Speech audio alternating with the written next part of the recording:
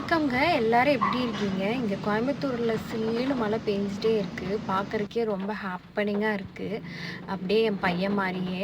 என் பையன் இப்போ தவழ்ற ஸ்டேஜ்லேருந்து புடிச்சு எந்திரிக்கிற ஸ்டேஜுக்கு வந்துட்டாரு. அதனாலேயே ரொம்ப பயமா இருக்கு தனியா விட்டுட்டு போறதுக்கு.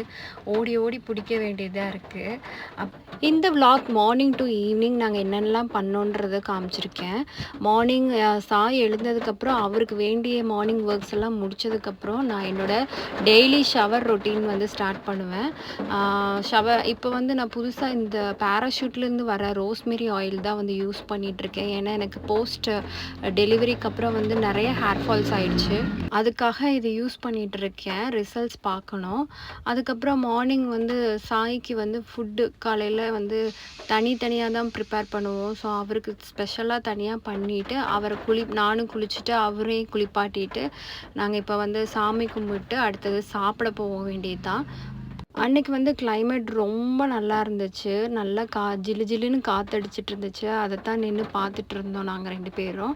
அப்புறம் அவனுக்கு சாப்பாடு கொடுத்துட்டு கொஞ்ச நேரம் அவன் தூங்குற கேப்பில் வந்து இந்த மாதிரி வெளியில் வந்து காற்றடிக்கும் போது நின்னோம்னா அந்த ஃப்ரெஷ் ஏர் பட்டுச்சுன்னா அவர் சீக்கிரம் தூங்கிடுவார். அதுக்காக நான் கொஞ்சம் நேரம் அவனை தூக்கிட்டு அங்கேயும் இங்கேயும் நடந்துட்டு இருந்தேன்.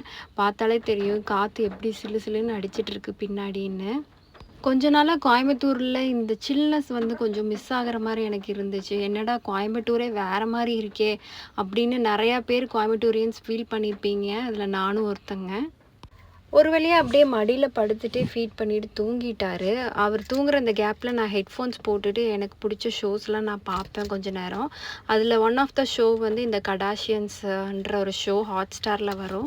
தேர்ஸ்டே வரும். எனக்கு ரொம்ப பிடிக்குங்க. அவங்களோட ஃபேமிலி பாண்டிங்ஸ் எல்லாம் வந்துட்டு நிறைய கான்ட்ரவர்சிஸ் இருக்குது இந்த ஷோக்கு. ஆனால் எனக்கு ரொம்ப பிடிச்ச ஷோ. இதுவும் பார்ப்பேன். அட் த சேம் டைம் நான் வந்து பாகியலக்ஷ்மி சீரியலும் பார்ப்பேன். நான் வந்து ரொம்ப கான்ட்ராஸ்ட்டாக எல்லாம் மாற்றி பார்த்துட்ருப்பேன். இத்தனை பேர் என்ன மாதிரி இப்படி மிக்சட் ஷோஸ்லாம் பார்ப்பீங்கன்னு சொல்லுங்கள். என் வீட்டில் என்னை கிண்டல் பண்ணுவாங்க. மீன்வேல் என் பையன் வந்து தூங்கிட்டார். அவர் அப்படியே அழுங்காப்புல தொட்டிலில் போட்டு டிவி ஆஃப் பண்ணிவிட்டு மீன்வேல் என்னோட மற்ற டியூட்டிஸ் எல்லாம் நான் பார்க்க வேண்டிய நேரம் வந்துடுச்சு. கரெக்டாக அவர் தூங்குகிற டைம் பார்த்து வீட்டுக்கு ஒரு கெஸ்ட்டு வந்து அவங்க காலிங் பெல் ப்ரெஸ் பண்ணிட்டாங்க. அவ்வளோதான், என் பையன் எந்திரிச்சிட்டான். என் பையன் வந்து ரொம்ப லைட் ஸ்லீப்பருங்க. சின்ன சவுண்டு கேட்டாலே எந்திரிச்சிருவான். அதுக்கப்புறம் அவன் தூங்கவே இல்லை.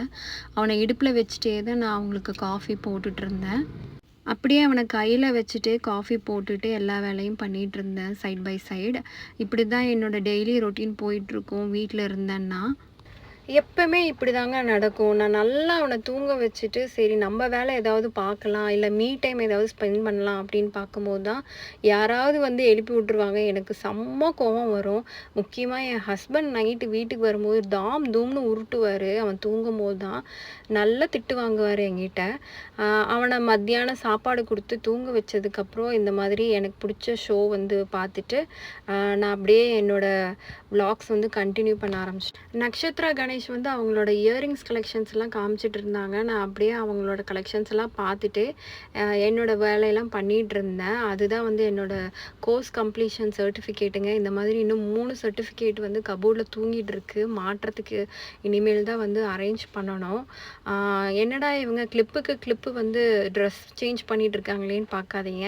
இடையில ஒரு வாட்டி என் பையன் எந்திரிச்சானா அவனை தூக்குனேன். அவன் அப்படியே என் மேலே ஃபுல்லாக வாமிட் பண்ணிட்டான். மறுபடியும் ட்ரெஸ் சேஞ்ச் பண்ணிவிட்டு இப்போ அடுத்த க்ளீனிங் ஒர்க் ஸ்டார்ட் பண்ணிட்டேங்க. அவன் வெளியில் அவங்க தாத்தா பாட்டியோட விளாண்டுட்டு இருக்கான். அதுக்குள்ளே என்னோடய பாதி க்ளீனிங் வச்சிட்டோம்னா எனக்கு வந்து அந்த அன்னைக்கு தூக்கமே வராது. அதனால அவசரமாக எல்லா க்ளீனிங்கும் பண்ணிட்டேன். கிட்ஸ் வீட்டில் இருந்தாலே நம்ம டெய்லியும் க்ளீன் பண்ணோம். இதில் வேறு தவழ்கிற குழந்தை இருக்குது எங்கள் வீட்டில். அதனால் வந்து கம்பல்சரி நான் தினமும் வந்து மாப் போட்டு தான் ஆகணும். வேறு வழி இல்லை. ஏதாவது கீழேருந்து எடுத்து வாயில் வச்சுட்டானா அது ரொம்ப பெரிய பிரச்சனையில் போய் முடிஞ்சிடும். குழந்தைங்க என்ன எடுத்து வாயில் வைக்கிறாங்கன்னே நம்மளால் கண்டுபிடிக்க முடியாது, எவ்வளோ கேர்ஃபுல்லாக மானிட்ரு பண்ணாலும். அதனால் நான் கொஞ்சம் கேர்ஃபுல்லாகவே எல்லாம் பார்த்து க்ளீன் பண்ணுவாங்க. எனக்கு வந்து ஹேர் ஃபால் வேறு இருக்கா. ரூமில் அங்கங்கே குட்டி குட்டி முடி இருக்கும். அந்த முடிக்கு இதை எடுத்து அவன் வாயில் போட்டுருவானோன்ற பயத்தில் பார்த்து எல்லாம் பண்ணிகிட்டு இருப்பேன். ஸோ சாட்டர்டேன்றதுனால என் ஹஸ்பண்ட்க்கு வந்து அன்னைக்கு வந்து ஆஃப் தான். அவர் வெளியில போயிருந்தாரு. முடிச்சுட்டு நம்ம நைட்டு வெளியில போலாம் அப்படின்னு சொன்னதுனால, நானும், அவரும், தம்பி எல்லாரும் வந்து ரேஸ் கோர்ஸ் கிளம்பிட்டோம். ஆமாங்க, குழந்தைங்களுக்குன்னு என்டர்டெயின்மெண்ட்டுக்குன்னு இருந்த ஒரே ஒரு பார்க்கே வந்து இழுத்து மூடிட்டாங்க. அதனால இப்ப வந்து கோயம்புத்தூர்ல இருக்கிற முக்காவாசி பேர் சாட்டர்டே, சண்டே ஆனா இந்த ரேஸ் கோர்ஸ் கண்டிப்பா போவாங்க. நாங்களும் போவோம். ஏன்னா அங்க தான் வந்து கிட்ஸ் விளையாடுறதுக்கு ஒரு மினி பார்க் இருக்கு. அப்படியே அவனை விளையாட காமிச்சிட்டே ஆப்போசிட்டில் பார்த்தீங்கன்னா இண்டிகோஸ் டீ ஹவுஸ்ன்னு இருக்கும். அந்த கடை ரொம்ப ஃபேமஸ் ரேஸ் கோர்ஸில். சாட்டர்டே சண்டேஸ் அங்கே ரஷ்ஷாக தான் இருக்கும். மோஸ்ட்டாக எல்லா நாளுமே ரஷ்ஷாக தான் இருக்கும். ஆனால் அங்கே நல்லா இருக்கும் ஆம்பியன்ஸ் பார்க்குறதுக்கு.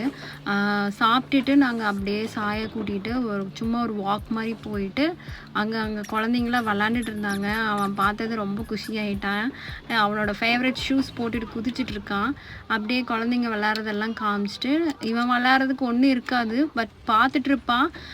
அங்கே இருக்க அந்த ஸ்விங்கில் உட்காந்து நாங்களும் மற்ற மாமிஸ் எல்லாம் சேர்ந்து விளாண்டுட்டு ஃபன் பண்ணிகிட்டு இருந்தோம்.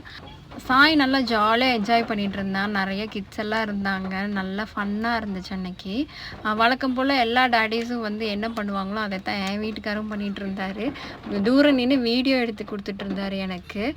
அப்படியே சாய் தூங்கிட்டான். நாங்களும் டைம் ஆச்சுன்னு வீட்டுக்கு கிளம்பிட்டோம். அவ்வளோதாங்க, இதோட இந்த vlog வந்து இங்கே முடியுது. உங்களுக்கு பிடிச்சிருக்குன்னு நினைக்கிறேன். பிடிச்சிருந்தா ப்ளீஸ் சப்ஸ்கிரைப் பண்ணிக்கோங்க.